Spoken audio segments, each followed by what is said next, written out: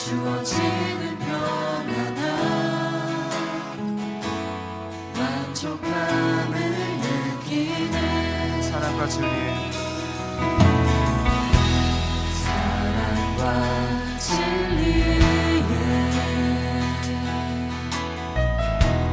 한 줄기 빛 보내 내 몸을 감싸며 주어지는 평안함 그 사랑을 느끼네. 부르신 곳에서 나는 예배하네. 어떤 상황에도 나는 예배하네. 부르신 곳에서 나는 예배하네. 어떤 상황에도 나는 예배하네.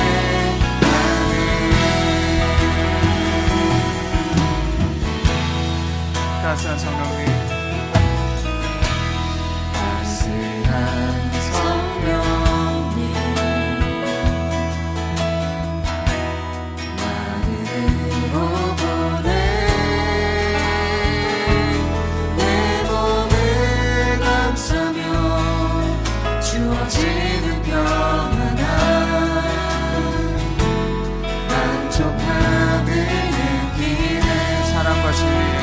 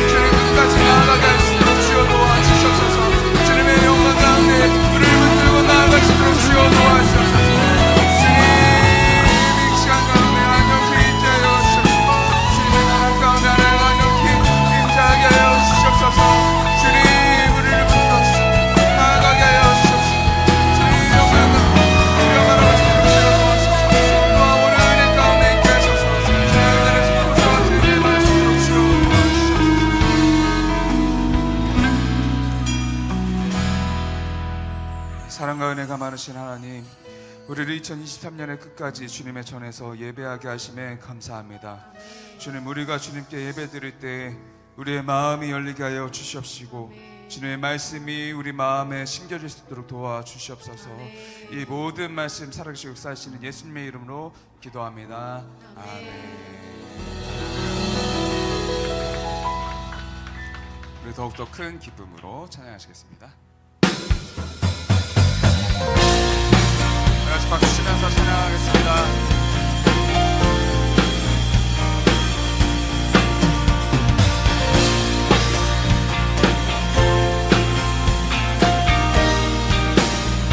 주 하나님 지으신 모든 세계 내 마음 속에 그리어볼 때 하늘의 별 울려 퍼지는 내 손 주님의 권능 우주의 찬양 숲속이나 험한 산 골짜기에서 지저귀 음성 새소리들과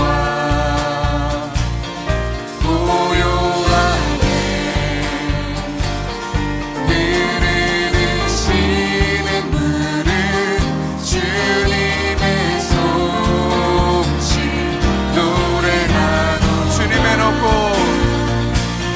주님의 높고 위대하심을 내 영혼이 찬양하네. 주님의 높고 위대하심을 내 영혼이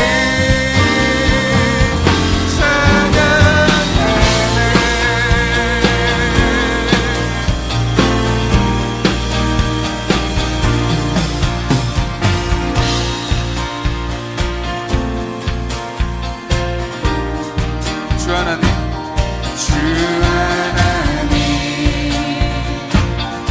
독생자 아낌없이 우리를 위해 보내주셨네. 십자가에 피 흘려 죽으신 주 내 모든 죄를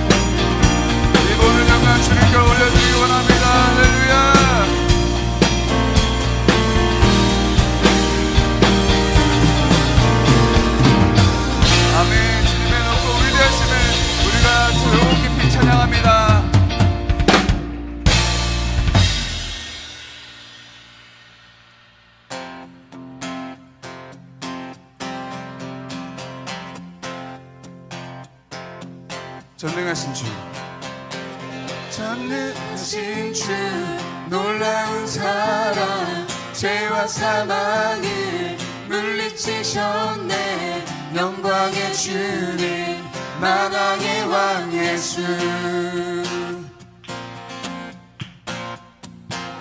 온 땅 흔드는 주님의 위엄, 모든 만물이 주를 경배해. 영광의 주님 만왕의 왕 예수. 놀라우신 은혜, 놀라우신 은혜, 완전하신 사랑, 나의 죄 위하여 십자가 지신 주. 생명을 주시고 생명을 주시고 자유케 하셨네. 오 예수의 가신 모든 일 찬양해.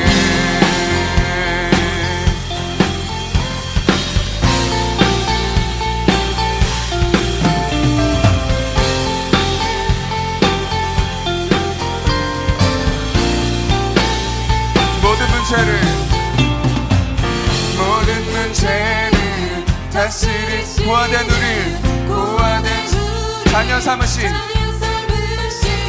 영광의 주님 만왕의 왕 예수. 공의와 진리로 다스리시며 태양보다 더 밝게 빛나는 영광의 주님 만왕의 왕 예수. 놀라우신 은혜, 완전하신 사랑, 나의 죄 위하여 십자가 지신 주. 생명을 주시고 자유케 하셨네. 오 예수의 날 드라마도 부르겠습니다. 놀라우신 은혜, 놀라우신 은혜, 완전하신 사랑, 나의 죄 위하여 십자가 지신 주. 생명을 주시고 자유케 하셨네. 오 예수의 가신 모든 일 찬양해.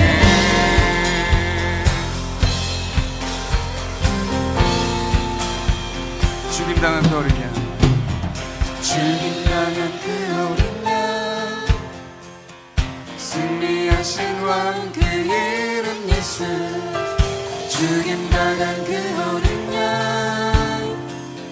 승리하신 왕 그 이름 예수. 죽임당한 그 어린 양, 승리하신 왕 그 이름 예수. 죽임당한 그 어린 양, 승리하신 왕 그 이름. 죽임당한 그 어린 양, 승리하신 왕 그 이름 예수. 죽임당한 그 어린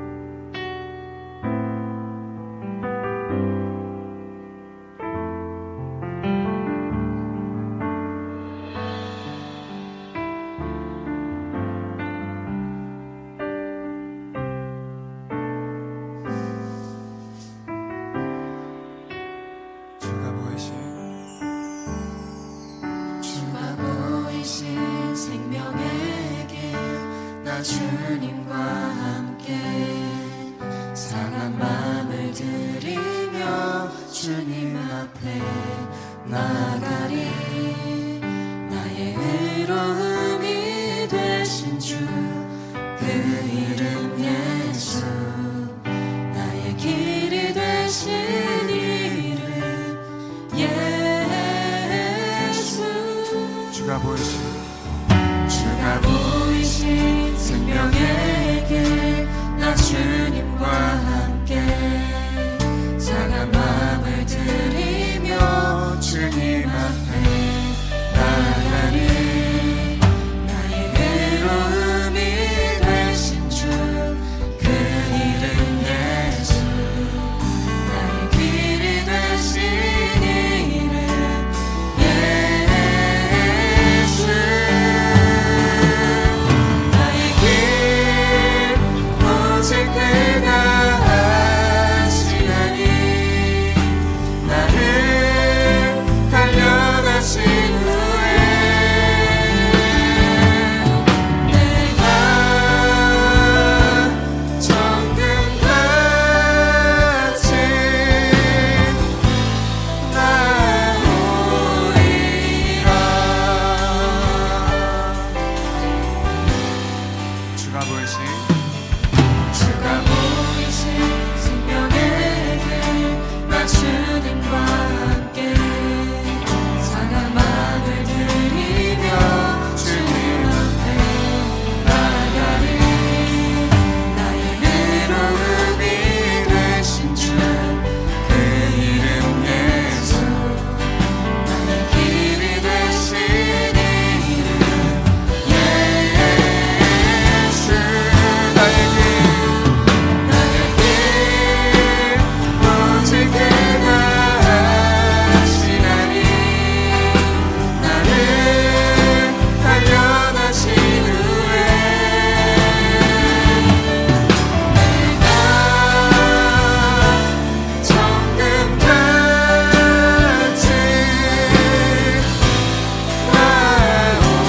나오리라. 나의 길 나의 길 오직 그가 하시나니, 나를 달려가신 후에 내가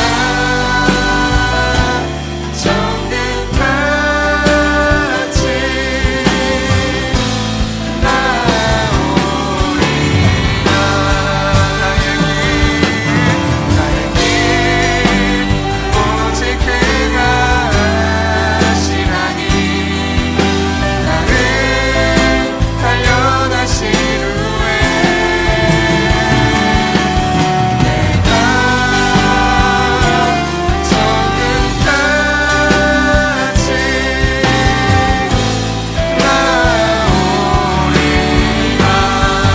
우리가 기도하겠습니다. 주님, 우리의 마음을 들어 주님 앞에 나아가기 원하니 주님 우리를 인도하여 주시옵소서.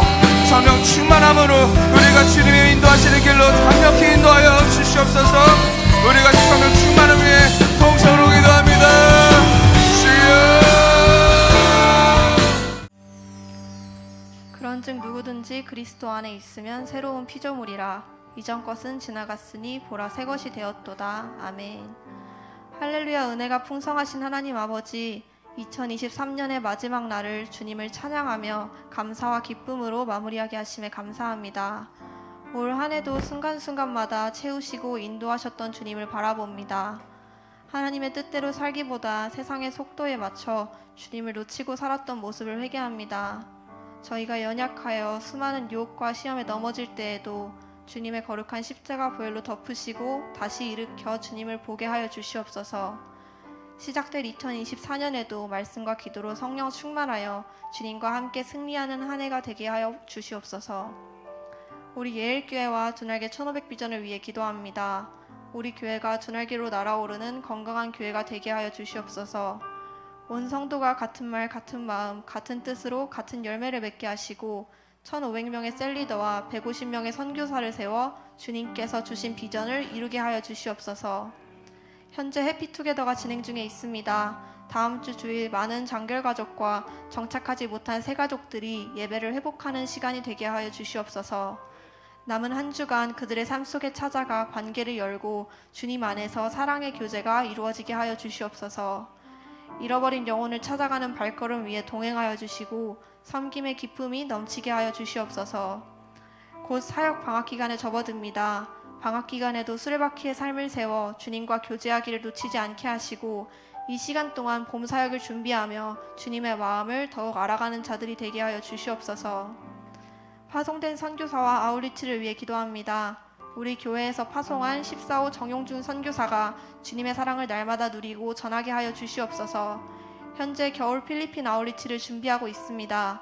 준비하는 손길 위에 기름 부어주시고 장단기 선교사가 연합하여 주님께 영광 올려드리는 아웃리치를 잘 준비하게 하여 주시옵소서. 이번에 우리 교회에 처음 아웃리치에 참가하는 지체들이 있습니다. 영적인 눈을 열어주셔서 하나님의 놀라우신 계획과 사랑을 경험하는 시간이 되게 하여 주시옵소서.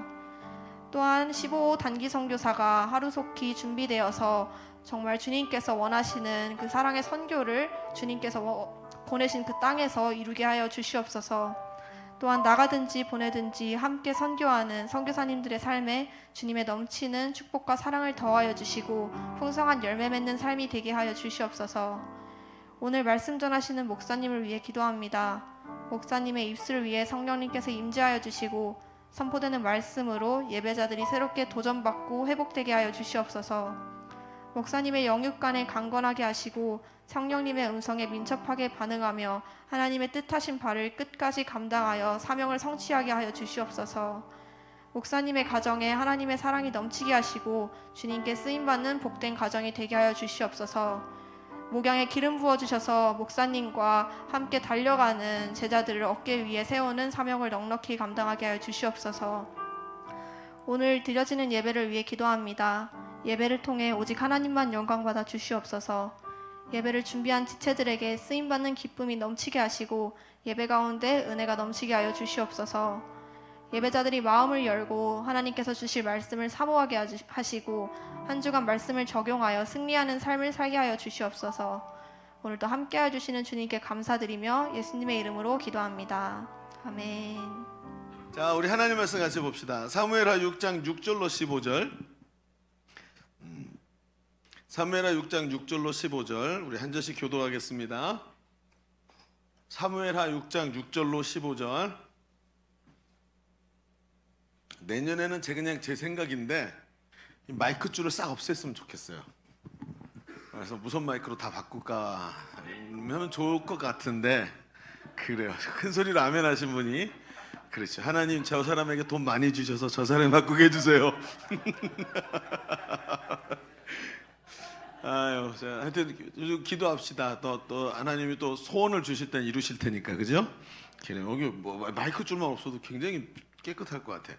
모니터 없어지니까 여기 이렇게 넓은데, 그죠? 앞에 모니터 굉장히 많았었거든요. 싹 없애버린 건데, 예. 자, 우리 같이 한 절씩 우리 교도 갑시다. 그들이 나곤의 타작마당에 이르러서는 소들이 뛰므로 우사가 손을 들어 하나님의 궤를 붙들었더니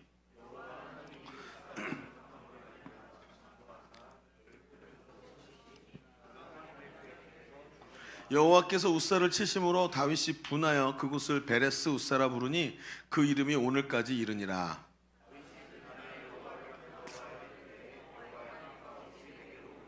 다윗이 여호와의 궤를 옮겨 다윗성 자기에게로 메어 가기를 즐겨하지 아니하고 가드 사람 오벳 에돔의 집으로 메어 간지라.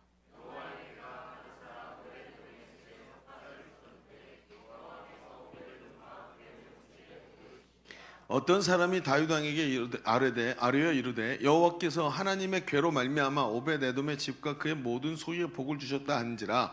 다윗이 가서 하나님의 궤를 기쁨으로 메고 오벳 에돔의 집에서 다윗성으로 올라갈새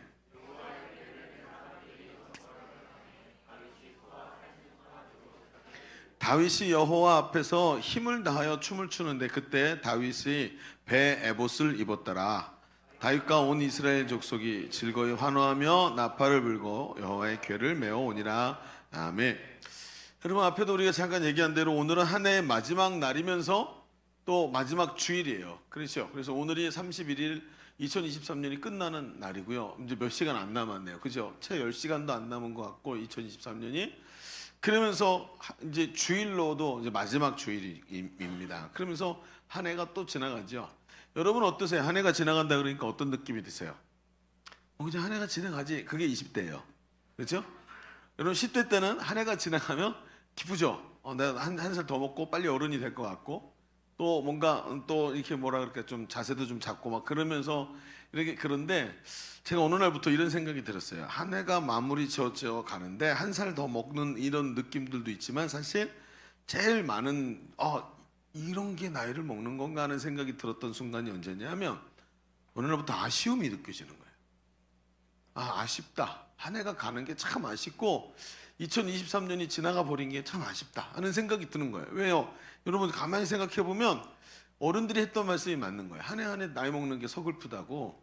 뭔가 이룬 것은 없는데 시간은 가고 내가 이 땅에 존재할 시간은 자꾸 줄어드는 거예요.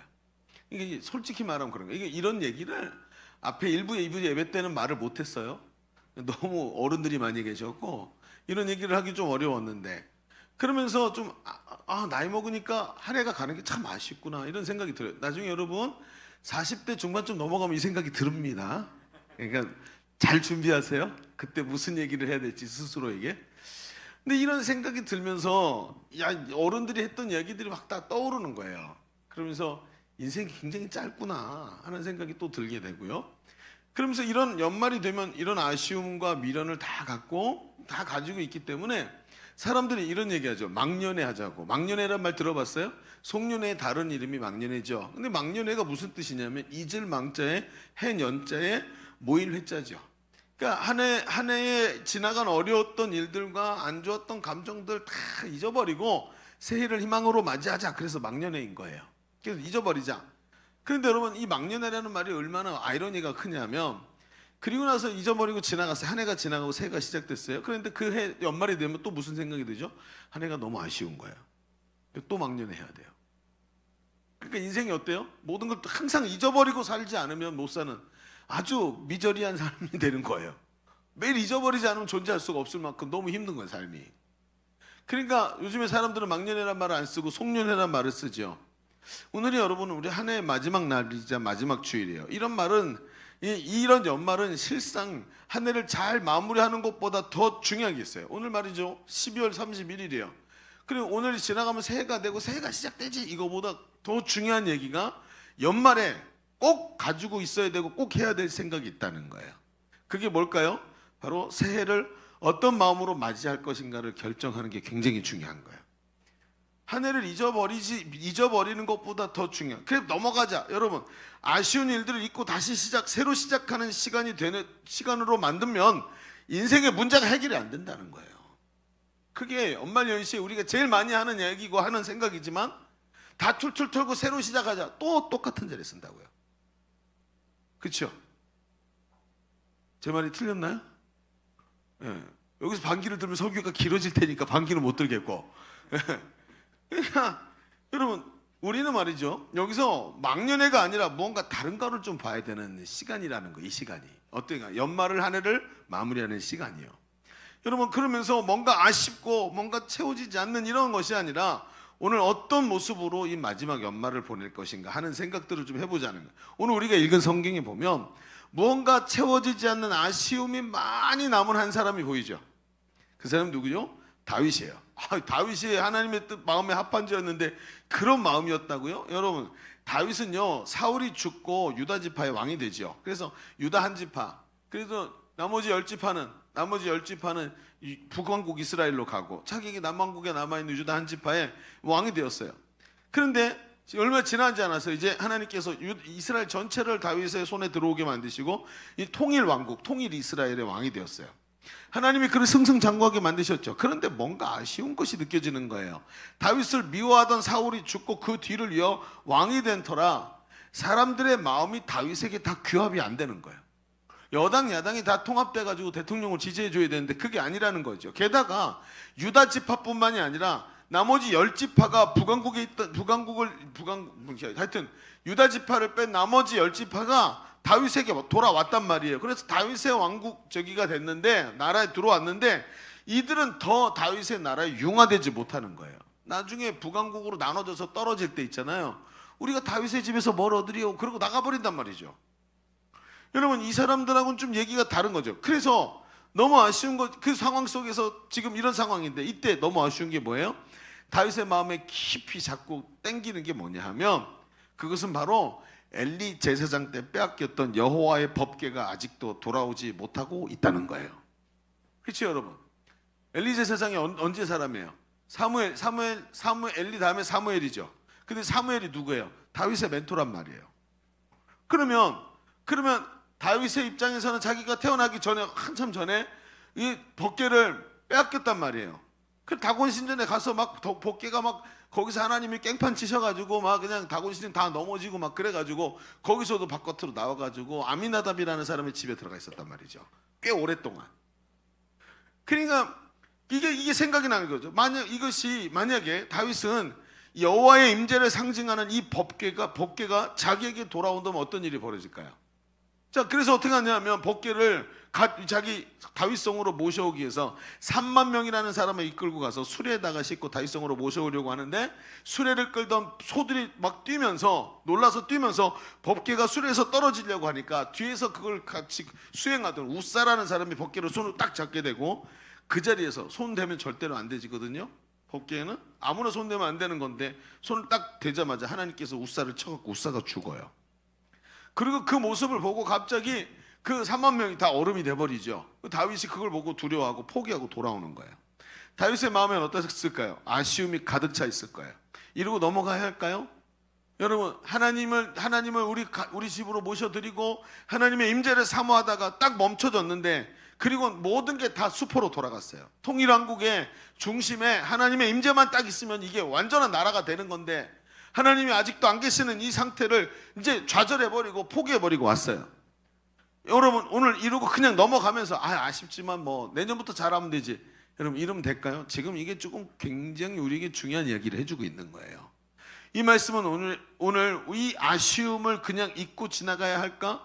잊어버리고 지나가고 다시 뭐 새로운 시작을 하는 것이 최선인가 하는 것에 우리에게 질문을 자꾸 던지는 거예요. 그게 맞냐? 이 아쉬움은 하나님께서 뭔가 우리에게 다른 길을 보여주시려고 하는 아쉬움이 아닌가? 그래서 오늘 연말에 이 아쉬운 시간들을 보내는 우리에게 이 말씀이 우리에게 주는 이야기가 굉장히 깊다는 거예요. 그럼 한번 깊이 봅시다. 우리가 너무나 잘 아는 말씀이고 저도 이 본문으로 여러분과 함께 몇 번 나눴던 기억이 있어요. 그런데 오늘 우리가 또 한 번 이 얘기를 보면서 하나님이 다윗의 아쉬움이라는 개념을 통해서 좀 같이 이 생각을 같이도 펼쳐가 보자는 거예요. 하나님은 이 성경 안에서 무슨 얘기를 하고 있는가? 우리는 이 에피소드를 굉장히 잘 알죠? 그런데 여러분, 이 에피소드를 보면서 오늘은 상상력을 많이 동원해야 돼요. 그 합리적 상상력을 동원해서 이 말씀을 좀 깊이 바라보자는 거예요. 그러면 하나님이 이 연말에 우리 아쉬움을 넘어서서 하나님의 뜻을 보여주실 줄로 믿습니다. 자, 보시면서 우리 주보를 펼쳐봅시다. 오늘 말씀의 제목은 그래서 뭐예요? 막년에 말고 뭐 없나? 이게 오늘 말씀의 제목이에요. 이렇게 말씀 제목 잡았더니 어른 목사님들이 막 승질을 내시더라고요. 장난치냐? 그러면서. 그래서 네, 장난칩니다. 그리고 잡았어요. 자, 주보를 보시면 오늘 두 가지 얘기죠. 첫 번째, 이렇게 생각해 봅시다. 하나님이 거절하시는 이유를 먼저 알아야 돼요. 하나님이 거절하시는 이유. 왜 우리가 아쉬움 속에서 하나님이 우리에게 무슨 뜻을 갖고 계실까? 그걸 알기 위해서는 하나님이 거절하신 이유를 먼저 알아야 된다는 거예요. 자, 이야기를 펼쳐가 볼까요? 왜 하나님께서 다윗의 충심에서 나온 행동을 거절하셨을까? 다윗은 당연히 여호와의 법궤가, 하나님의 그 궤가 다윗성으로 들어오고 하나님이 중심이 된 나라를 세우기를 원했는데 왜 다윗의 충심을 하나님이 거절하셨을까? 핵심부터 이야기하고 지나가자면, 하나님은요, 껍데기를 보시는 분이 아니라 사람의 중심을 보시는 분이기 때문인 거예요. 여러분, 다윗에게 있어서 법궤는 앞에도 얘기했지만 하나님의 임재의 상징이죠. 그런데 그에게 임재를 향한 갈망이 아니라 임재 자체가 필요했어요. 어려운 얘기죠. 임재를 향한 갈망과 임재가 필요하다는 건 달라요. 제가 예배 인도자로 서 있을 때 이 두 가지가 굉장히 저에겐 짐이었어요. 그렇죠? 여기 예배 인도자들 있죠? 예배 인도자들 잘 들어보세요. 임재에 대한 갈망과 임재를 필요로 하는 것은 굉장히 다르다는 거예요. 저는 앞에서 제가 찬양을 예배를 인도하면서 임재를 갈망하면 내가 먼저 하나님 앞에 서요. 그래서 내가 먼저 회개하고 하나님을 간절히, 하나님 나를 내 안에 들어와 주십시오 하고 하나님을 간절히 소망하는데, 여기 딱 섰는데 오늘 예배 분위기가 막 하나님 임재하셔서 막 이 찬양 가운데 막 폭풍같이 일어나기를 원해. 그럼 임재에 대한 필요인 거예요. 나는 빠져 있어 거기서. 이 두 가지 사이에 서 있는 게 찬양 인도자예요. 저는 예배 인도가 굉장히 무서웠어요. 그래서 제가 예배 인도를 하면서 제가 찬양을 5곡을 준비하잖아요.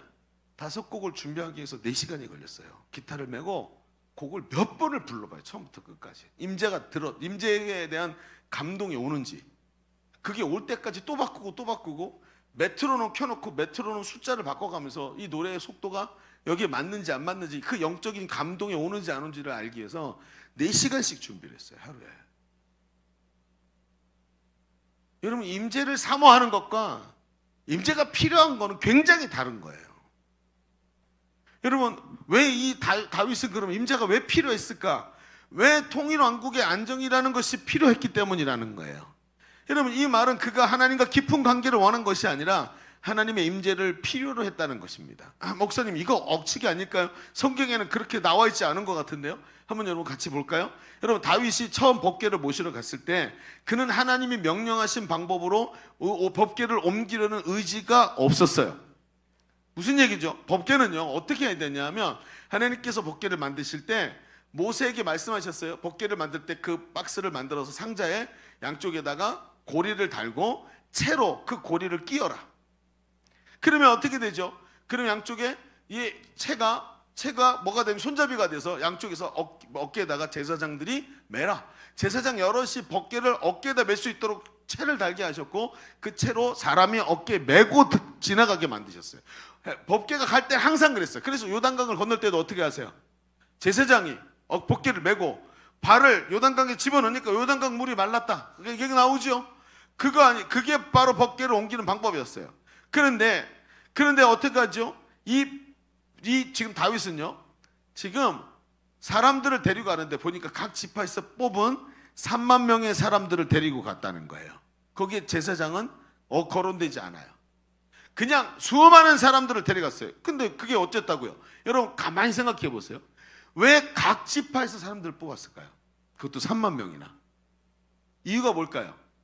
얘네가 뭐냐면요, 유튜버예요. 유튜버들이에요. 무슨 얘기인지 아시겠어요? 여러분, 왜 각 지파에서 뽑았죠? 여러분 상상해 봅시다. 지금 다윗의 계획대로 됐다면 다윗이 자기가 딱 앞장서서 가서 왕복을 입고, 거대하게 왕복을 입고 거창하게 가서 3만 명이 찬송을 막 부르는 가운데 법궤가 탁 나오고, 법궤를 이끌고 무너졌던 그 하나님의 임재가 사라졌던 그 아쉬운 나라, 하나님이 떠나가 버리신 아쉬운 나라에 하나님의 임재를 갖고 딱 들어오면서 통일왕국의 기틀이 딱 마련되는 리더십이 다윗에게 탁 들어가는 거예요. 그렇지 않아요? 그러니까 어떻게 해요? 3만 명의 유튜버가 필요한 거예요. 지금 이러려고 간 거예요. 그러니까 성경을 가만히 상상력을 가지고 읽으면 보이는 게 굉장히 많아요. 그렇죠? 여러분, 다윗은 지금 말입니다, 하나님과 관계가 세워져 있지 않아요. 그가 사울에게 쫓겨다니고 맨날 목숨이 위태로울 때 그는 하나님과 매일같이 이야기했어요. 시편을 가지고 하나님께 노래를 불렀던 사람이에요. 그런데 왕이 되고 나서 더 많은 일에 정신을 쏟다가 중심에 하나님을 놓치고 말았어요. 정신없이 바빠서 하나님과 관계는 비상적으로 흘러가는데 하나님의 축복과 임재가 필요했었어요. 그런 상황이 돼버렸어요. 다윗은 하나님을 소중히 여긴 것이 아니라 하나님이 주시는 복이 필요했던 거예요. 그래서 하나님과 비상적인 상태로 하나님의 마음을 읽는 것에는 전혀 관심이 없고, 자기 생각대로 이루어지고 자기 뜻, 자기가 원하는 대로 일이 진행이 돼서 하나님을, 임재를 내 다윗성으로 갖고 들어와야 되는 시도를 한 거예요. 그래서 하나님이 다윗을 거절하신 거예요. 여러분 보십시오. 복이 중요한 게 아니라 하나님이 복이라고 성경이 말하지 않나요? 아브라함에게 하나님 뭐라 그러세요? 내가 너에게 큰 복이고 내가 너에게 큰 상급이다 라고 말씀하세요. 여러분, 우리는 복을 필요로 합니다. 그렇죠? 우리는 복이 없으면 살 수가 없어요. 하나님 복 주셔야 됩니다. 여러분 아멘입니까? 그렇죠? 제가 복을 받았단 말이에요. 하나님의 복을 받으니까 사는 거예요. 하나님이 건강도 복을 주시고 여러분의 심령에 풍성한 복도 주시고 아버지 하나님을 믿을 수 있는 복도 주셨습니다. 아멘입니까? 이게 분명히 필요하단 말이에요. 그런데 이상하게 복이 필요한데 복의 근원 되시는 하나님과의 관계는 부담스러운 거예요. 사과는 먹고 싶은데 사과나무가 우리 집에 있는 거 싫은 거예요. 복은 원하는데 하나님과 복의 근원 되시는 하나님과 관계가 부담스럽다는 거예요. 그리고 안 할 수 없으니까 형식적이고 피상적으로 하나님께 나가요. 그런데 이런 자세가 더 큰 문제를 불러오죠. 다윗이 이런 허술한 마음으로 어떻게 해요? 그 법궤를 가지러 아미나답의 집으로 갔어요. 그런데 그 장면이 가관이에요. 어떤 일이 벌어질까요? 자, 성경을 가만히 읽어보면 말이죠. 오늘 우리가 읽은 성경을 집에 가서 자세히 읽어보세요. 그러면 다윗이 아미나답의 집에 갔을까요? 안 갔을까요? 가든 말든 아무 상관이 없어요. 응? 그래요? 여러분, 아미나답의 집에 다윗이 갔을까요? 안 갔을까요? 아직 다 도착을 못했어요. 그래서 밖에 기다리고 있어요. 기다리고 있는 건지 어쨌든 도착은 못했어요. 그런데 가만히 보면요, 그때 우사와 아효가 법궤를 가지고 나오는데 어떻게 갖고 오냐면 이 처음에 법궤를 빼앗겼을 때 법궤가 다곤 신전에 가죠. 근데 하나님께서 다곤 신전에 가서 막 거기서 히스테리를 부리셔요. 다곤 신전에 뭐가지 팍 날리고 팍 퍼지고 자빠지고 막 하나님이 승질이 나셨어. 다 나와! 그러면서 막 자빠뜨리고 막 그래가지고 막 독종이 옮고 막 그래가지고 종기 나고 막 그래가지고 어떻게 해요? 이 법궤를 여기다 두면 안 된다고 끄집어냈어요. 그래가지고 어떻게 되냐면 그 새로 만든 수레에다가 실어서 그리고 가지고 나가고 아미나답이 집에 들어간 거예요. 근데 이 중요한 게 뭐냐면 이게 새 수레에 실은 게 뭐예요? 다곤 신전에서 신상을 옮길 때 쓰는 방법이에요. 그럼 하나님의 법궤는 어떻게 옮긴다고요? 어깨에 맨다고요. 하나님이 원하시는 방법으로 하나님께 나가야 되는데 그거 전혀 그러지 않아요. 그러면서 그렇게 나가다가 그 앞에도 우리가 얘기했죠. 소들이 놀라갖고 뛰니까 막 그 수레에서 덜컹덜컹거리다가 법궤가 떨어지려고 하죠. 그러니까 어떻게 해요? 처음부터 잘못된 거예요. 법궤는 그렇게 되는 게 아니죠. 그래서 하나님이 제사장 위에는 손대지 못하게 하신 법궤도 손을 탁 대고 막았는데 아니 이제 우사가 못된 짓을 한 것도 아니고 그 자리에서 팍 주는 거예요. 자, 여기서 딱 멈춰 봅시다. 퍼즈 버튼을 딱 누르세요. 그리고 한번 물어볼게요. 우사가 누구예요? 우사 누구예요? 우사가 누구예요? 아효는 누구예요? 성경 읽어볼까요? 사무엘하 6장 3절을 봅시다. 6장 3절 같이 읽어볼까요? 시작. 그들이 하나님의 궤를 새 수레에 싣고 산에 있는 아비나답의 집에서 나오는데 아비나답의 아들 우사와 아효가 그 새 수레를 모니라. 자, 누구라고요? 우사와 아효가 누구라고요?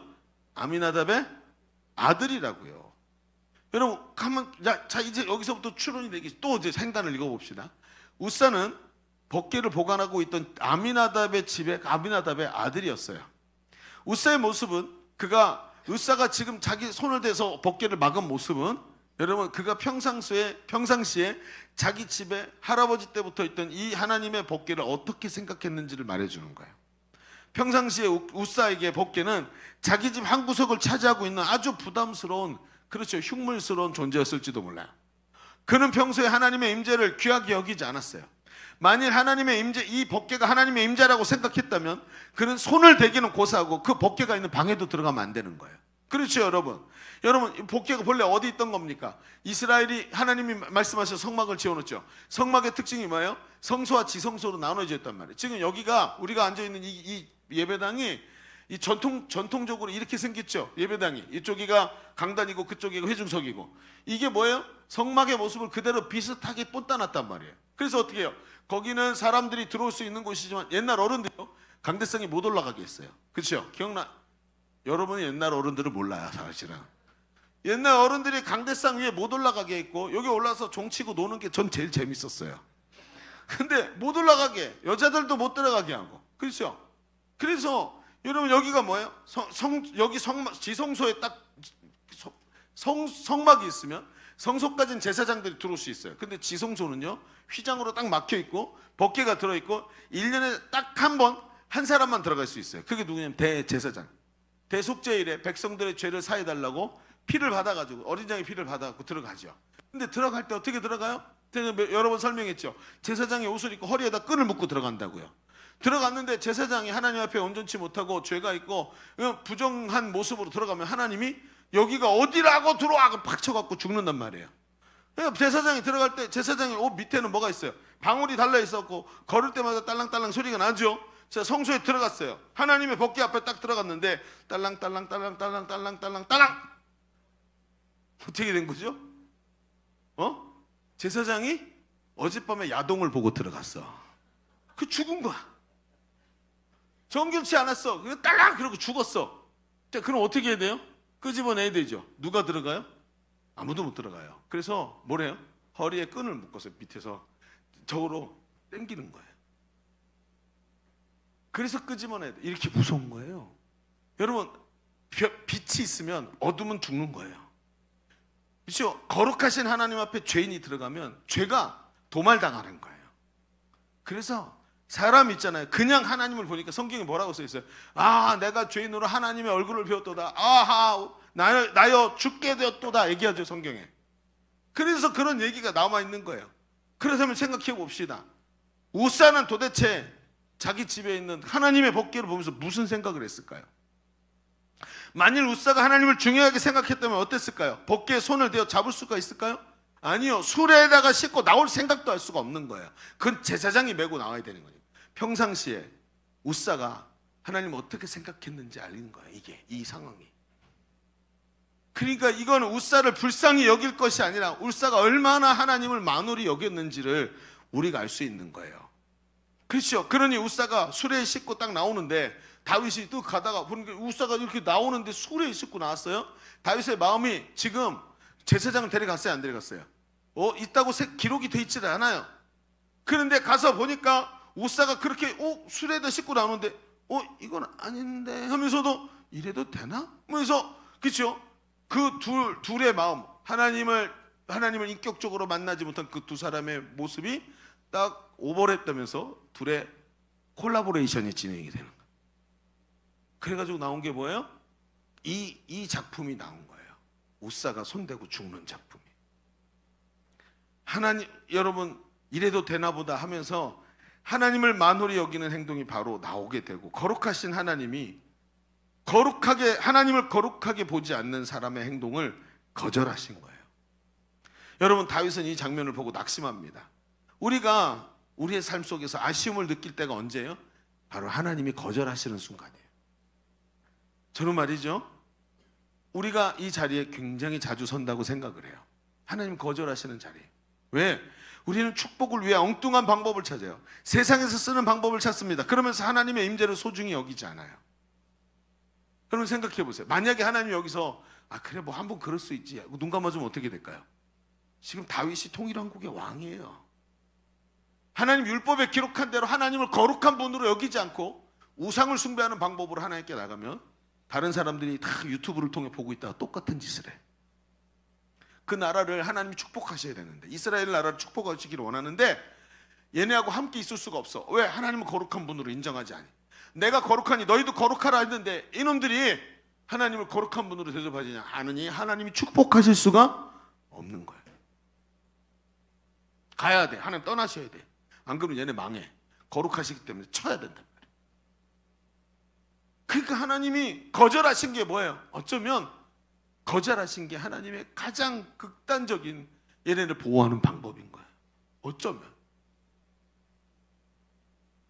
여러분, 하나님은 말이죠, 아브라함을 찾아가셨어요. 그러면서 아브라함이 언제 찾아갔냐면, 아브라함이 그 아들 대신으로 생각했던, 그렇게 소중히 여겼던 조카 롯이 아브라함의 롯의 목동들하고 아브라함의 목동들이 싸우죠. 이 풀이 얼마 없으니까 내 양을 먹일래, 네 양을 먹일래 막 그러다가 둘이 싸우잖아요. 그러니까 아브라함이 우리 싸우지 말고 여기 들판이 넓으니까 네가 좌하면 내가 우하고 네가 우하면 내가 좌할게. 너 먼저 선택해라. 그랬더니 이놈이 싸가지 없는 놈이 자기 아버지 같은 아브라함한테, 아브라함이 더 좋은 데를 이렇게 가십시오 하고 내가 조금 나쁜 데로 갈게 아니고 거꾸로 가서 다 가지고 도망쳐버린 거예요. 이게 양아들로 삼아 세워놨더니. 그러니까 아들 남았던 게 떠나고 나니까 허탈하지요. 이제는 나는 아들도 없는데, 하나님 약속은 하셨지만 아직 아들도 없는데, 그 롯이 가버린 자리에서 앉아가지고 바위에 걸터 앉아고 하고 한숨을 쉬는데 하나님 나타나셨어요. 그 아브라함한테. 그래서 뭐라 그래요? 창세기 15장 1절에 이렇게 말씀하세요. 자, 읽어볼까요? 읽어봅시다. 창세기 15장 1절. 네, 같이 읽어볼까? 시작. 이후에 여호와의 말씀이 환상 중에 아브라함에게 임하여 이르시되 아브라함아 두려워하지 말라. 나는 네 방패요 너의 지극히 큰 상급이라. 여러분 이해가 되나요? 갑자기 뭐가 팍 보이세요? 내가 너에게 상급을 줄게가 아니에요. 그렇죠? 내가 너의 상급이야. 이건 뭐냐면 내가 뭘 해줄게가 아니라 나라는 존재가 너한테 상급이야 라는 뜻이에요. 그러니까 여기 관계가 깊이 들어있는 것이지 이게 어떤 축복이라는 어떤 행동이나 어떤 물질이 들어있는 게 아니라는 거예요. 그렇죠 여러분? 예, 많이 졸립죠? 그래요. 깊이 묵상한다고 더 깊은 데로 가는 게 아니라 들어야 되는 거예요. 예, 이번에 제가 성지 순방 가서 성지 탐방 가서 이렇게 사진을 찍는데 다 같이 스몰 하트 그래서 하트 딱 그랬더니 그리스 가이드 보시던 권사님이 깔깔깔깔 웃는 거예요. 그래서 왜 그랬더니 이게 무슨 뜻인지 아니에요. 그래서 이게 무슨 뜻이냐 했더니 저기 호텔에서 팁 달라 그럴 때 이렇게 하는 거래요. 돈 세는 거래요. 돈 세. 그래서 유럽 사람들 이렇게 하면 이게 하트가 아니고 돈 센다고 생각하는데 그래서 제대로 꺾으래. 이렇게 제대로 안 꺾으면 돈 센다고 생각한다는 거예요. 이렇게 하면 돈이죠. 이렇게 하면. 그래서 갑자기 졸길래 하는 얘기예요. 나 웃긴 거 실패한 게 아니고 조니까 한 거야. 조니까. 그렇죠 여러분. 지금 하나님이 아브라함에게 뭐라고 얘기하는 거예요? 내가 너에게 큰 상급이다. 나 자신이 상급이다라고 얘기하시는 거예요. 내가 너의 방패이다라고 말하는 거예요. 그렇죠 여러분. 하나님이 말씀하시는 아브라함에게 하나님은 어떤 존재입니까? 아브라함에게 어떤 것도 대체할 수 없는 대체 불가능한 존재란 그게 하나님이세요. 그분이세요. 다른 것으로 하나님을 대신할 수가 없어요. 그래서 모든 것이 없어도 되지만 하나님은 없어서는 안 되는 분이라고 하나님이 아브라함에게 말씀하지 않나요? 이분이 하나님이세요. 하나님은 다윗에게 이걸 말씀하시고 싶어요. 무엇과도 비교할 수가 없다. 무엇과도 바꿀 수가 없다. 이 세상 대체할 존재가 없는 존재가 바로 나다. 너한테 바로 나다. 네가 잊어버린 게 뭔지 아니? 나다라고 주님이 말씀하시는 거예요. 여러분 하나님이 여러분에게 이런 분 되시기를 바랍니다. 그분이 소중해져야 되는 거예요. 그분을 사랑해야 되는 거예요. 그분과 친해져야 되는 거예요. 그럴 때 나머지가 오는 거예요. 다윗이 놓친 게 뭐죠? 하나님 거절하신 이유가 뭐예요? 그렇죠? 껍데기만 바란 거예요. 하나님의 존재를 소중히 여기지 않고 하나님을 내 마음에 모셔드리지 않았는데 하나님을 인정하지 않았는데 하나님의 축복만을 원했던 것입니다. 여러분 하나님과 가까워져야 합니다. 하나님을 하나님으로 인정하고 섬겨야 합니다. 이것이 그분을 공경하는 것이고 하나님이 이런 사람에게 상급이 되어주신다고 말한 거예요. 자, 우리 첫 번째 얘기를 좀 정리해 봅시다. 우리 지금까지 아쉬움이 가득한 시간에 하나님께서 보여주시는 뜻을 찾아보았어요. 아쉬움이 남는 이 연말에 하나님의 뜻이 무엇인지 알기 위해서 우리가 먼저 뭐 해야 되냐? 하나님이 다윗을 거절하신 이유를 알아야 된다 그랬어요. 그렇습니다. 다윗은 하나님과 관계를 회복하지 못하고 하나님이 주시는 축복만을 원했어요. 그때 하나님을 귀하게 여기지 않고 하나님을 만홀히 여기는 행동이 나오고 하나님이 거절하시는 것을 경험하는 거예요. 여러분 우리가 느끼는 아쉬움, 공허감이 뭐예요? 하나님 거절하시는 그 순간이에요. 하나님이 우리의 상급이 되셔야 되는데 상급이 되는 자리를 하나님께 내어드리지 않으니까 그러면 뭐가요? 공허감이 오고 아쉬움이 남는 거예요. 하나님이 대체 불가능한 분이라는 것을 알고 그분을 찾고 그분을 앙망하는 믿음의 사람이 되어야 하는 것입니다. 자, 그런데 이런 이야기들을 쭉 펼쳐가다 보니까 뭔가 한 가지 질문이 나오는 거예요. 그래서 오늘 주보에는 질문이라는 게 있어요. 1번, 2번만 있는 게 아니라 질문이라는 게 있어요. 무슨 질문이요? 자, 그래요. 맞아요. 하나님이 대체 불가능한 분이고 이걸 하나님 다윗에게 가르치기를 원하신 거 알겠어요. 그런데 여러분 거기다 이렇게 써보세요. 하나님의 거절은 다윗을 좌절하게 만들어버렸어요. 그렇죠? 그래서 다윗이 어떻게 해요? 포기하죠. 포기하고 가버려요. 여러분 분명히 이런 결과를 초래할 것을 아셨는데 이렇게까지 하셨어야 되냐? 왜? 아니 다른 방법도 있잖아요. 이렇게까지 극단적으로 안 하셔도 선지자를 통해서 조용히 말씀하셔도 다윗은 분명히 알아들었을 거라. 선지자가 찾아가서 왕이여 지금 당신 좀 잘못 생각하고 계신 거 아닙니까? 하나님을 모셔오려면 뭐 율법에 기록된 대로 그렇게 하나님을 소중히 여기셔야 됩니다. 이건 지금 잘못된 제사입니다. 말해도 충분히 이해했을 거라는 거예요. 그런데 꼭 이렇게 해서 다윗을 좌절하게 만드셔야 되는 거예요. 거냐는 거죠. 그럼 우리가 좀 잘 생각해 봐야 됩니다. 하나님은 사람을 너무 잘 아세요. 하나님 만드셨으니까. 그래서 사람이 어떻습니까, 여러분? 사람은요, 뭔가 잘못된 걸 자꾸 지적하면 이거 내가 잘못했구나 하고 하는 것을 알지만 잘못된 걸 계속 지적하면 그 사람 질식을 해요. 그렇죠? 그리고 주눅 들어버려요. 근데 반대로 이 사람을 세우는 방법이 뭐예요? 이 사람이 뭔가를 잘 감당했을 때 그걸 자꾸 드러내고 칭찬해주면 그 사람은 계속해서 어떻게 해요? 칭찬은 어떻게 된다고요? 칭찬은 뭐도 춤추게 한다고요? 고래도 춤추게 한다. 칭찬은. 그러니까 사람을 그렇게 바꿔가더라는 거예요. 여러분, 하나님도 있잖아요. 지금 우리가 좀 자세히 보면 하나님이 다윗을 좌절하게 만든 것 같지만 그게 아니에요. 하나님은 지적으로 끝나시는 분이 아니란 말이에요. 대단한 리더이신 분인데, 세상을 창조하신 분인데 이렇게 끝내시겠냐고요. 그게 아니라는 거예요. 우리가 좀 깊이 봅시다. 자, 두 번째 얘기에다 이렇게 한번 써보세요. 이제는 거절하신 하나님이 다시 손짓하시는 것을 보아야 합니다. 다시 손짓하다. 손짓이 뭐예요? 얘야, 이리 와, 이리 와, 이리 와, 이리 와. 이게 뭐예요? 손짓하고 부르는 거죠. 저를 보세요. 이게 뭐예요? 이게 뭐예요? 이게 뭐예요? 졸리면 일어서? 라는 뜻이에요. 손짓이에요, 손짓. 졸리면 일어서, 졸리면 일어서. 그래서 뭐예요? 손짓하고 이렇게 뭐예요? 뒤로 나가. 일어서, 뒤로 나가 있어. 그래서 우리 청년들은 설교 듣다가 졸리면 이렇게 하고 이렇게 하잖아요. 그럼 뒤로 나가 서서 다 말씀 듣고 그래요. 손짓을 하세요. 하나님 뭐 이렇게 해요? 이리 와. 그러면 손짓을 하시는 거예요. 여러분, 앞에 이야기를 다시 생각해 봅시다. 하나님께서 다윗의 행동을 매정하게 거절하셨어요. 왜요? 하나님을 만홀히 여기는 그 마음의 자세를 거절하신 거예요. 그런데 잘 생각해 보면 하나님의 거절이 다윗을 거절한 게 아니라는 걸 알게 돼요. 왜요? 하나님이 다윗을 거절했다면 다시는 보지도 않으셨을 거예요. 그런데 그 뒤에 보니까 다윗이 좌절하고 포기하고 떠난 다음에 하나님이 어떤 조치를 하고 계시는지 보세요. 하나님은 다윗을 거절한 게 아니었어요. 10절, 11절, 12절 볼까요? 10절, 자 같이 읽습니다. 시작. 다윗이 여호와의 궤를 옮겨 다윗성 자기에게 메어 가기를 즐겨하지 아니하고 가드 사람 오벳에돔의 집에 메어 간지라. 여호와의 궤가 가드 사람 오벳에돔의 집에 석 달을 있었는데 여호와께서 오벳에돔과 그의 온 집에 복을 주니라. 그럼 어떤 사람이 다윗 왕에게 아뢰어 이르되, 제가 읽을게요. 읽지 마세요. 읽으려면 읽고 말라면 말고 읽지 마세요. 자, 여호와께서 하나님의 궤로 말미암아 오벳에돔의 집과 그의 모든 소유에 복을 주셨다 한지라. 다윗이 가서 하나님의 궤를 기쁨으로 메어오고 오벳에돔의 집에서 다윗성으로 올라가 있어요. 자, 봅시다. 우사가 죽었어요. 그렇죠? 누가 그 복궤를 모셔갈까요? 손만 댔는데 팍 죽여버렸단 말이에요, 하나님이. 그 옆에서 내가 이 복궤를 모시고 우리 집으로 갈게, 그럴 사람 있을까요? 아마 없었을 거예요. 그렇죠? 없잖아요, 여러분? 어떤 사람이 오늘 악수하려 했더니 목사님 제가 감기에 걸려서 손을 딱 뺐잖아요, 저도. 그래서 자기 악수 안 하는 게 좋겠다 해서 저도 손 뺐어요. 그죠? 여러분 생각해 보세요. 손만 딱 대는데 죽었어. 여러분 손 댈 거예요? 저 같아도 못할 것 같아요. 아무도 모셔가질 않아. 그런데 오벳에돔이라는 사람이 와서 복궤가 비 맞고 하나님의 임재 상징인데 이걸 여기다 두면 어떡하냐. 그리고는 그 복궤를 자기 집으로 모시고 가지고 들어간 거예요.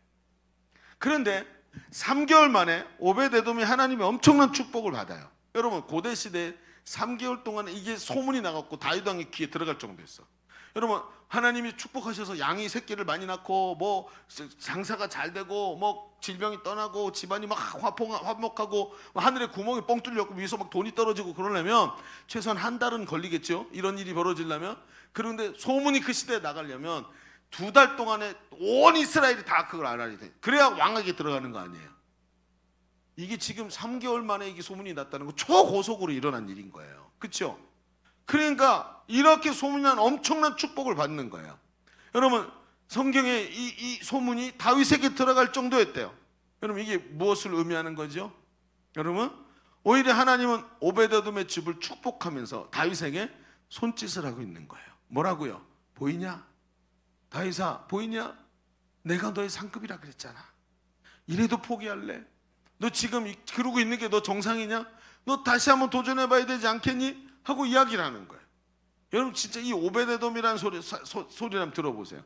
이 사람 오베데돔이 누군지 아세요? 성경에 보면 이스라엘 사람들이 제일 싫어하는 이름이 다 드득드득 붙어 있어요. 가사 사람이네. 가드 사람이라 그랬죠. 가드 사람이네. 여러분 성경에 보면 가사, 가드, 그 다음에 하나가 뭐더라? 거기에 세 곳이 있는데 아스돗인가? 아스돗, 가사, 가드, 아스돗 세 곳에 블레셋 사람들이 조금 남고 나머지는 싹 다 밀어버려. 누구 때? 여호수아 때. 근데 아쉽게도 이 세 곳에 블레셋 사람들이 조금 남았는데 가드에서 누가 나온 줄 아세요? 블레셋 사람 중에 골리앗이 나와요. 가드 그러면 이 사람들한테는 별로 유쾌한 이름이 아니에요. 오벳에돔, 오벳이란 이름도 있지만 뒤에 에돔이 붙었어요. 에돔이 뭐게요? 에돔족 속으름이에요. 에돔이란 뜻이 뭐냐면 불다, 빨갛다란 뜻이 불다. 근데 에돔이 누구게요? 에서의 후예예요. 에서.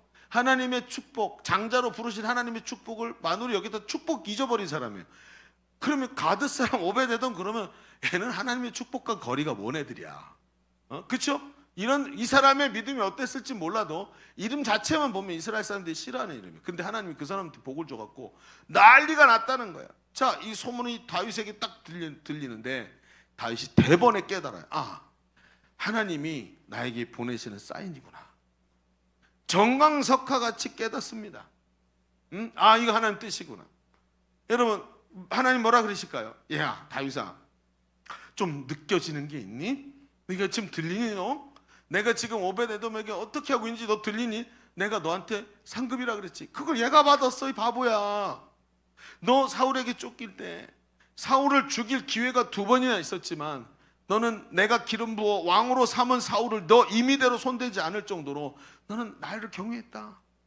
거기서 사울은 자고 있고 옆에 창도 꽂혀 있었는데 이거 들어서 가슴에다 콕 꽂으면 끝나는 건데 너 그 고생 안 해도 되는 건데 네가 말했지 않니? 너 내가 하나님이 왕으로 기름 부어서 왕으로 세운 사람을 하나님이 내리지 않았는데 내가 어떻게 죽이냐고. 너 나랑 깊이 있게 너 마음이 통했고 네가 나를 경외했고 내 마음을 깊이 알고 있었지 않니? 기억나니? 내가 그때 너의 상급 되어 주었던 거. 나를 하나님답게 대해라. 너 이젠 도망자가 아니야. 너 이제 도망자가 아니야. 넌 이스라엘의 왕이야. 그렇다면 저 백성들이 너를 따라 나를 경외할 수 있도록 너 자세를 바꿔라. 도망자가 아니라 왕답게 너의 왕인 하나님을 하나님으로 인정하고 받아들여라. 하나님 뭘 원하시는 거예요? 업그레이드. 넌 이제 도망자가 아니야. 나를 하나님답게 대해서 내가 너를 축복할 수 있게 만들어 봐라. 하나님의 사인이 다윗에게 딱 들어간 거예요. 그 사인을 대번에 알아보고 하나님이 하시는 손짓에 자기 생각과 감정을 바꿔버려요. 여러분 이 말이 무서운 말이에요. 자기 생각과 감정을 바꾼다. 여러분 아세요? 저는 목사님 아들로 태어났어요. 목사님이나 교회 중직자들의 자녀들 중에 장로님, 권사님 이런 분들의 자녀들 중에 교회 감정이 좋지 않은 친구들이 있어요. 가끔 보죠. 그래서 목사님 아들 기본적으로 어때요? 믿음 안 좋고 싸가지 없고. 그게 저였어요. 지금도 살짝 없긴 한데 그런 감정이 안 좋아요. 뭐 대단히 많이 일을 시킨 것도 아니고 무슨 엄청난 상처를 받는 것도 아닌데 왜 교회에 대한 부정적 감정이 있는지 아세요? 집에서 부모님이 엄마 아빠가 교회에서 안 좋았던 일들을 집에서 엄마 아빠가 하는 얘기를 들었어. 저 이장로님, 박장로님 이런 분들이 우리 엄마 아빠한테 안 좋게 행동한 걸 딱 듣는데 우리 엄마한테 이 나쁜 놈 이런 생각이 쑥 밀려 들어오죠. 한번 이게 스며들잖아요. 믿었던 박장로님 아니 하나님의 종이라면서 그러면서 어떻게 되냐면 이게 감정의 기록이 돼요. 감정. 그럼 사람이 정서와 감정의 기록이 되면 안 지워져요. 아시죠 여러분? 정서와 감정의 상처가 딱 들어가잖아요. 웬간해서 잘 안 지워져요. 그러니까 자기가 당하지도 않았는데 집에서 부모님이 하는 소리를 듣고 목사님에 대해서 섭섭했던 얘기 하는 거 듣고 나면 목사님이 그렇게 잘해주던 목사님이 갑자기 어느 날부터 가식덩어리야. 대가리만 커가지고 이렇게 보인다. 오늘은 이마에 뾰루지까지 났네. 그럼 이렇게 보인다니까. 무슨 얘기인지 알겠어요, 여러분? 이게 감정에 새겨진 거예요. 그런데 보세요, 다윗이 어떻게 했어요? 하나님이 오베데돔을 치시는 걸 보고 감정에 상처가 났어. 화가 머리끝까지 나고, 오베데돔이 실수한 거거든요. 거기 보면 그래서 오베데돔이 아니라 우사죠. 그래서 무슨 베레스 우사인가 이름을 그렇게 짓죠. 우사가 잘못했다 이런 뜻이에요. 막 화가 나가지고 어찌 하나님의 벽궤가 내 집에 들어오려, 하나님에 대해서 마음에 낙심이 온 거야. 감정에 써졌어요. 그런데 어떻게 하죠? 다윗을 보세요. 저는 여기가 다윗이 위대한 지점이에요. 하나님이 사인을 딱 하시는 걸 듣자 다윗이 성경을 여러분 읽으면서 느꼈나요? 갑자기 성경이 거기서 뭐 다윗이 조금 고민하더라. 뭐 하나님이 어떤 분이신지 내가 잘못했네, 뭐 내가 오해했네 이딴 소리 하더라. 아니요. 갑자기 다윗의 마음이 팍 뒤집혀요. 그리고는 얼마나 빠르고 민첩하게 마음의 감정이 싹 뒤집히는지 생각과 감정이 변해. 여러분 동물로 치면 고양이가 아니고 강아지야. 그렇죠? 완전히 집에 있는 때려도 막 와가 그러는 댕댕이 같이 막 그렇게 와가지고 하나님께 감정을 탁 뒤집어내. 저는 이걸 보고 뭐라고 말하는지 아세요? 마음이 민첩하다고 말을 해요. 다윗이 마음에 민첩했어요. 그렇죠? 다윗의 마음이 하나님의 마음이 와서 탁 닿자, 제가 아직 마음이 그렇게 아직 어려운 게 정리가 안 됐거든요. 하나님 기도 좀 해보고요. 이렇게 말하지를 않아. 마음이 민첩하다는 게 뭔지 아세요? 여러분? 사람들은 내가 잘못됐고 저게 옳은 걸 알아도, 내가 지금 잘못하고 있는 걸 알아도 마음이 안 움직이면 잘 안 움직여요. 그렇죠? 하나님 제가 좀 생각 좀 해볼게요. 알긴 알거든요. 근데 제 마음이 지금 안 돼요. 이렇게 말하질 않고 확 뒤집어 엎어버려요. 그리고 즉시 행해요. 보세요. 12절에 뭐라고 써있는지 아세요? 다윗이 가서 하나님의 궤를 기쁨으로 메고, 뭐라고요? 기쁨으로 메고 오기 시작했대요. 여러분 하나님을 기뻐하기 시작했어요. 감정이 뒤집혔어요.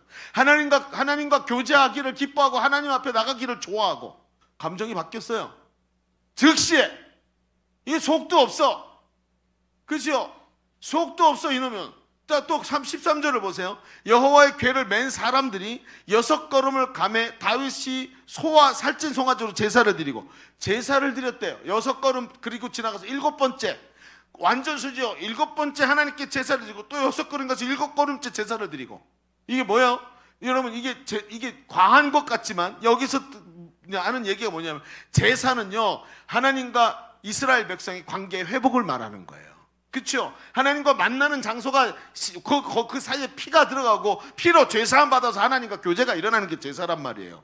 그러면 다윗이 살찐 송아지로 계속해서 제사를 드렸던 것은 하나님과 관계가 완전히 회복된 모습을 말하는 거예요. 그리고 14절 보세요. 다윗이 여호와 앞에서 힘을 다하여 춤을 추는데 어떻게 했을까요? 한번 해볼까요? 다윗처럼 춤을 출 거야 하면서 막 흔들어 춤을 추는데, 그때 다윗이 뭐 했대요? 배 에봇을 입었대요. 배 에봇은 뭐냐면 겸손한 예배자의 모습이에요. 왕복을 벗어 던졌어. 무슨 얘기인지 아시겠죠? 지금 수많은 지금 2만 3만 명의 유튜버들 다 그게 아니에요. 중요한 게 다 고프로 꺼 그래 놓고 어떻게 해요? 자기가 왕복을 다 집어 던져버리고 한 사람의 예배자가 되어서 기쁨으로 하나님께 예배를 하고 있는 거예요. 정확하게 하나님의 마음을 깨닫고 나니까 마음이 민첩한 다윗이 쭈뼛거리지 않고 전심으로 기뻐하는 거예요. 하나님 기뻐하십니다. 내 사인을 봤구나. 네가 내 사인을 봤구나. 내가 너 그럴 줄 알았어.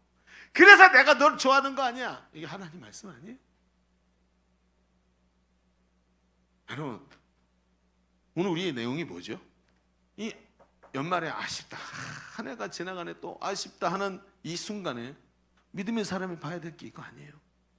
인생의 매일 아쉬운 순간으로 뒤집어 씌워가지고 그 순간 때마다 아쉬울 때마다 막년회 해야 되나요? 응? 남편이 아내에게 아쉬우면 막년회 할까요? 여러분 목사님한테 아쉬우면 막년회, 그러면 우리 맨날 비전으로 해서 막년회 해야 돼. 매일 우리 목사님을 잊어야 돼. 목사님 워낙에 저런 인간이야. 맨날 막년회 할 거예요? 인생을 막년회로 살 거예요? 여러분 아쉬운 순간이 올 때 성도가 봐야 될 게 뭐죠? 하나님의 사인이라는 거예요. 금년이 어려웠어요. 아쉬워요. 막년회를 열어서 지난 한 해 힘들었던 것을 잃어버리고 다시 시작하는 게 능사가 아니라 하나님이 오늘 나에게 뭐라고 말씀하시는지를 봐야 된다는 거예요. 너 나를 하나님으로 인정해라. 너 축복도 중요하지만 나와의 관계부터 회복하자. 너 다시 도전하렴. 이 연말에 하나님의 사인을 보세요. 너 다시 도전해라. 왜 그러고 앉아있니? 라고 말씀하신 하나님의 사인을 보세요. 이게 얼마나 중요합니까 여러분? 요즘에 세일의 특별 새벽 기도에 가만히 해보세요. 어떤 분들은 이걸 사인으로 봤어요. 물론 우리 청년들은 전멸했지만 거의. 내가 예상은 했는데 거의 전멸이야. 한두 사람 빼고. 그죠? 여러분 특세는 있잖아요. 정성이 들어가야 돼요. 자, 밤에 새벽 4시 반에 일어나가지고 여기 나오려면 보통 정성이 한 번은 나올 수 있어. 근데 있잖아 21일 나오는 게 보통 일이 아니에요. 하나님께 모든 걸 걸지 않으면 여러분 새벽 4시에 일어나면 하루 종일이 다 깨져요. 하루 종일 졸아. 예배 시간 내내 조는 거 봐 지금. 하루 종일 졸아 그러면. 그러니까 어때요? 하나님을 소중히 보고 하나님 앞에 무릎 꿇고 기도하는 걸 소중히 보지 않으면 안 되는 거예요. 멀다고요? 하나님의 사인을 보세요. 새벽이라고 힘들다고요? 하나님의 사인을 보세요. 너 나를 중요하게 생각하니? 그럼 네가 다시 한번 도전해봐라. 하나님의 사인을 보세요. 컨퍼런스요. 직장에 너 휴가 내기 힘들다고요? 여러분 연휴 때 휴가 내갖고 놀러 간 건 뭐예요? 하나님의 사인을 좀 보세요. 하나님의 사인을 보면 휴가 내고 놀러 가는 것만도 못한 게 컨퍼런스인 것 같으세요? 하나님과 새로워져야 돼요. 매일 아쉬움 속에 살 거예요? 연말에 우리가 생각해야 될 게 있습니다. 분명히 여호와의 교회가 다윗성으로 들어가고 여러분 다윗의 삶을 하나님이 축복하시죠. 얼마큼 축복하신지 아세요? 다윗 시대 제일 많이 한 게 뭐예요? 다윗 시대 제일 많이 한 거 전쟁이에요. 그래서 오죽하면 하나님이 너 손에 피를 많이 묻혔으니까 성전 못 짓는다 말할 만큼 전쟁을 엄청 했어요. 그런데 여러분 보세요. 다윗 시대 얼마나 전쟁을 많이 하고 많이 이겼는지 나중에 승리가 지겨워져. 그래가지고 다윗이 어떻게 해요? 아우 승리도 지겹다 가서 자자 그러고 자러 갔다가 밧세바 보고 범죄하는 거 아니에요. 승리도 지겨워질 만큼 하나님이 이 사람에게 인도하시더라는 거예요. 뭐 하니까? 하나님과 마음이 열리고 주님과 만나기 시작하니까. 여러분 지난 한 해 어떻게 살았습니까? 혹시 하나님이 축복만 바라보면서 그죠? 왜 하나님 나에게 기도 응답 안 하십니까? 나 지금 너무 아쉽습니다. 이런 생각으로 가고 있다면 하나님 분명히 당신에게 지금 사인을 보내고 계시는 거예요. 이러지 마라. 다시 하자. 다시. 그렇죠? 하나님의 사인을 보세요. 하나님은 절대 이렇게 하지 않습니다. 이렇게 합니다. 이렇게. 알았죠? 제발 좀. 다시 시작하자. 너 지금 내 말 좀 들어봐. 일로 와봐. 일로 와봐. 그러면서 하나님이 사인을 보내시는 거 봐야 된단 말이에요. 그러면 하나님께서 오늘 이 연말에 오늘 막년회를 또 하는 사람이 아니라 하나님의 은혜 안에 기쁘고 힘차게 한 해를 시작하는 사람으로 분명히 인도하십니다. 여러분 아멘입니까? 그렇습니다. 여러분 하나님을 기쁘시게 하는 새해를 향해 도전하십시오. 거절받고 실망한 다윗에게 사인을 보내시듯이 하나님 지금도 연말과 새해를 보내는 우리에게 사인을 보내고 계십니다. 야 일어나라. 앞에 보이지 않니? 그놈의 새벽기도 한 번도 안 나오면 말이 되니? 이러면서 하나님이 막 보내셔요 사인을. 아직 2시 50분이야 3시 반 되려면 멀었어. 여러분 보세요. 하나님 계속 여러분에게 사인 보내지 않습니까? 좀 일어나라. 네가 아직도 지금 나이가 몇 개니? 막 이러면서 하나님 부르시는 거예요. 응? 그러면서 저 오베데돔이 복 받는 걸 보면서 정신 좀 차려라 그러면서 말씀하고 계시는 거예요. 자 오늘 마무리 지읍시다. 오늘 제목이 뭐라고요? 막년에 말고 뭐 없나? 있어요. 그거예요. 그래서 오늘 하나님이 이 자리를 우리에게 말씀하고 계십니다. 여러분 이따 송구영신 예배 때 와서 하나님의 사인을 또 확인하십시오. 사인을 깨닫고 새해는 하나님이 너를 축복하시도록 새롭게 도전하시는 그런 한 해가 되시기를 주의 이름으로 축원합니다. 자 기도합시다. 하나님 참 답답한 나 자신을 봅니다.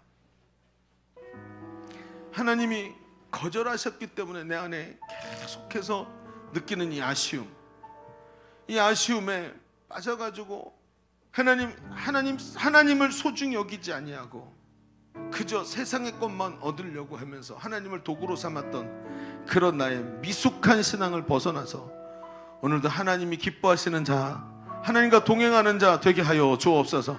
오늘 말씀의 은혜를 붙잡고 한번 기도합니다. 주여, 할렐루야. 아버지 하나님 인도하여 주시기를 원합니다.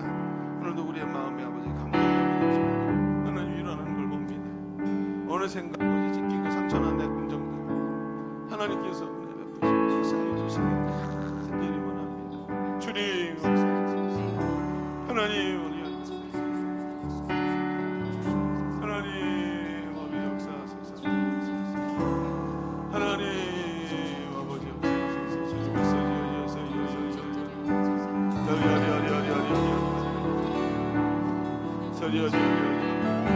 이 아쉬운 느낌들 하나님 지워지게 하소서.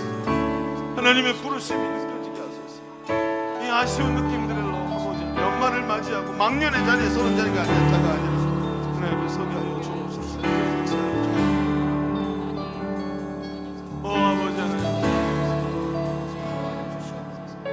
우리 다시 한 번 더 기도합시다. 여러분 오른손을 가슴에 얹으시기 바랍니다. 하나님, 다 아는데요, 내 마음에 지금 민첩함이 없습니다.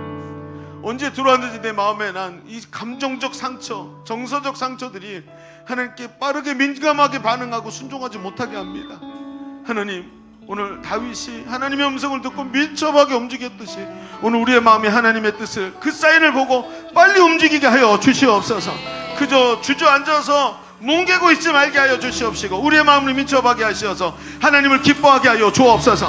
하나님과의 실제적 회복이 일어난 제사가 회복되게 하여 주옵소서. 에봇을 입은 겸손한 예배자로 하나님을 기뻐하게 하여 주옵소서. 우리의 마음을 변화시켜 주옵소서. 우리 주님 한번 외치고 기도합니다. 주여,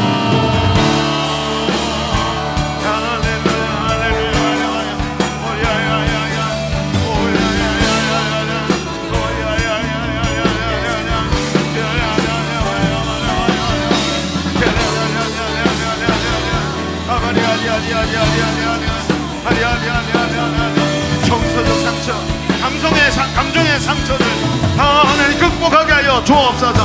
하나님께 빠르게 반응하게 하여 주시옵시고 아버지 하나님, 다윗이 아버지 하나님의 은혜를 입고 하나님의 사인을 보면서 아버지 하나님 민첩하게 움직였던 것처럼 우리의 마음도 민첩하게 하나님의 뜻을 움직이게 하여 주옵소서. 아버지 하나님, 우리의 마음을 새롭게 하소서. 하나님, 우리의 마음을 새롭게 하소서. 우리 안에 새 영을 부어 주옵소서. 새로운 역사가 일어나도록 주님 도와주시고 인도하여 주옵소서. 하나님 역사하소서. 하나님 역사하소서. 하나님의 영으로 충만하게 채워주시기를 간절히 바라고 하나님, 간절히 바라고 하나님, 하나님 역사하소서. 하나님, 우리 평생에 늘 아쉽고 안타까운 일들만 있어서 매일같이 한 해를 막년회만 하며 보내는 사람, 그런 사람 돼서는 안 될 것 같습니다. 주님이 다윗에게 사인을 보내실 때 다윗의 마음에 깊이 났던 마음의 상처들을 저 뒤로 날려버리고 즉시 민첩하게 주님의 뜻에 반응하는 다윗, 그 다윗을 보면서 하나님이 얼마나 박수를 치면서 기뻐하셨을지. 하나님, 우리의 마음을 주님 만져 주시옵소서. 후회와 회화만 남아있는 삶이 아니라 하나님과 깊은 관계 속에서 주님을 기뻐하고 즐거워하고 세마포 에봇을 입고 하나님께 제사하며 기뻐 춤을 출 수 있는 기쁨의 사람 되게 하여 주옵소서. 오늘도 일하시는 하나님이 계시기에 우리가 두려워하지 않고 주께 반응하기를 원합니다. 성령으로 우리를 인도하여 주옵소서. 감사드리며 예수님의 이름으로 기도하옵나이다. 아멘. 우리 하나님께 영광 박수를 올려드립니다. 아멘.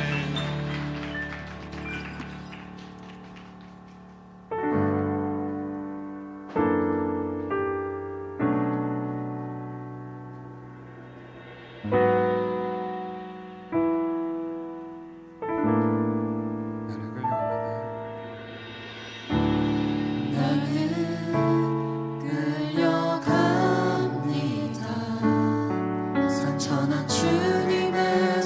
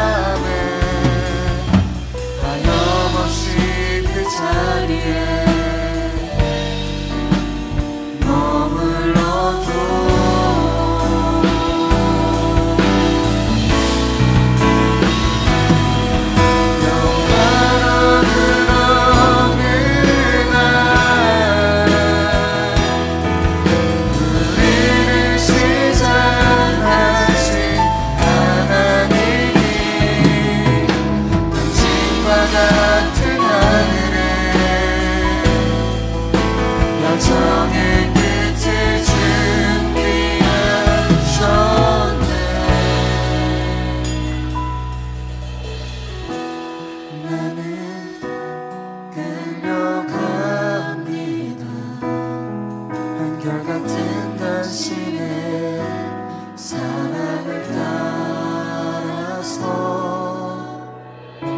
조금씩 또 조금씩 변하지 않은 그곳을 향해 변하지 않은 그곳을 향해 이 모든 영광 주님께 올려드립니다. 할렐루야. 자, 우리 기도하겠습니다. 하나님 감사합니다. 오늘 참 말씀이 우리의 마음을 많이 휘젓는 것을 봅니다. 그 말은 하나님이 일하고 계시는 줄로 믿습니다. 하나님 우리의 마음에 역사하여 주시옵시고 이 말씀이 나를 이기고 승리하는 역사가 일어나게 하여 주옵소서. 하나님 오늘도 주님 앞에 예물 드렸습니다. 11조를 구별해 드리고 감사의 제목을 구체적으로 하나님께 올려드리면서 하나님이 하셨습니다라고 말했습니다. 하나님 이 손길을 기억하여 주시옵시고 아름다운 것, 귀한 것으로 그 인생에 차고 넘치도록 하나님 채워 주옵소서.